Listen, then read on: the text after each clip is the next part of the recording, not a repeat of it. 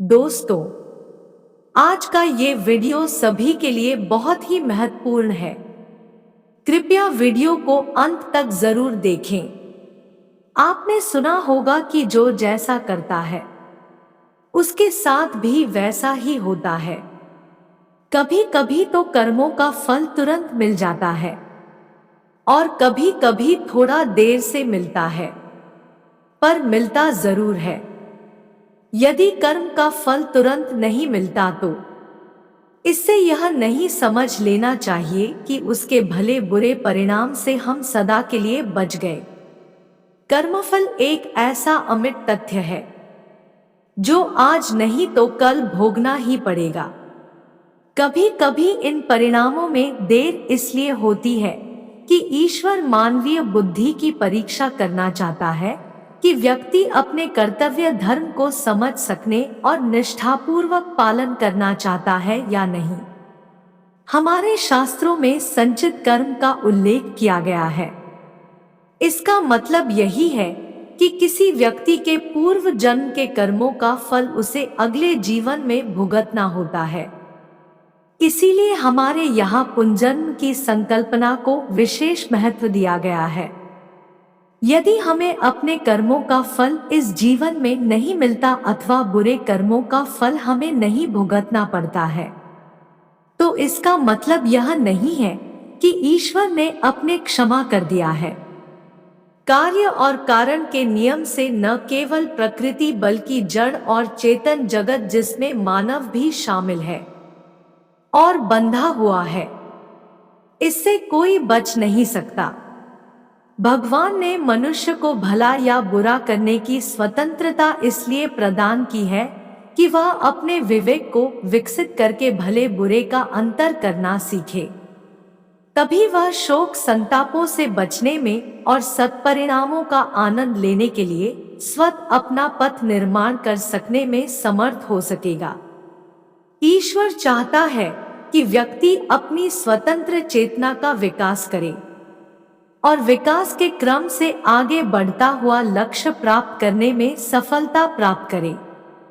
यदि ईश्वर को यह प्रतीत होता कि बुद्धिमान बनाया गया मनुष्य पशुओं जैसा मूर्ख बना रहेगा, तो शायद उसने दंड के बल पर चलाने की व्यवस्था उसके लिए भी सोची होती।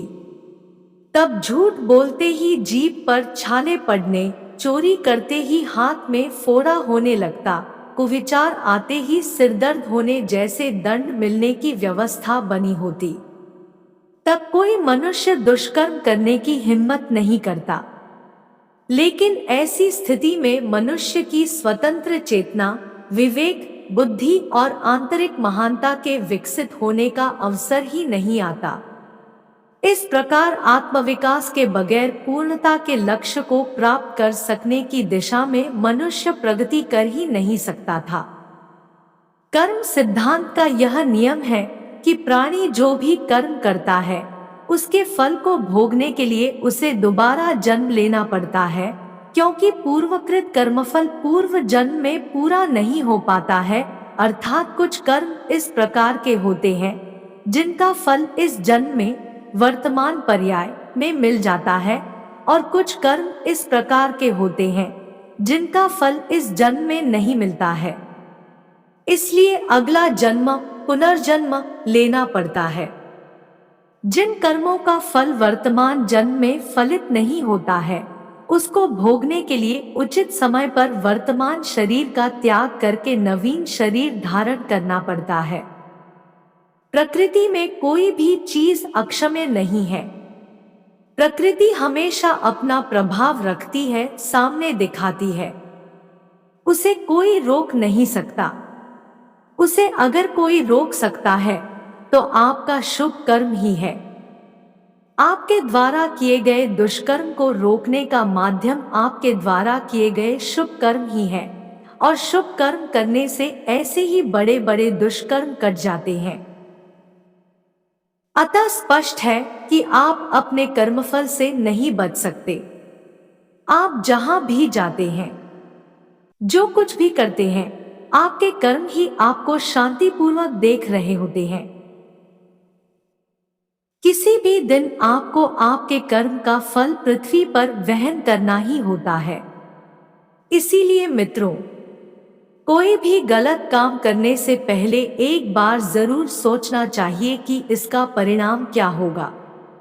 लोगों को ऐसा लगता है कि कोई देख नहीं रहा है, लेकिन ऐसा है नहीं। हर वक्त आपका हिसाब करने वाला आपके पास ही रहता है, बस समय का खेल होता है। यदि मनुष्य को उसके कर्मों का फल उसी समय मिल जाए तो कोई भी मनुष्य गलत काम करेगा ही नहीं। कर्मों का फल कुछ समय या अगले जन्म में मिलता है। ऐसे ही ज्ञान की वीडियो देखने के लिए चैनल को सब्सक्राइब जरूर करें।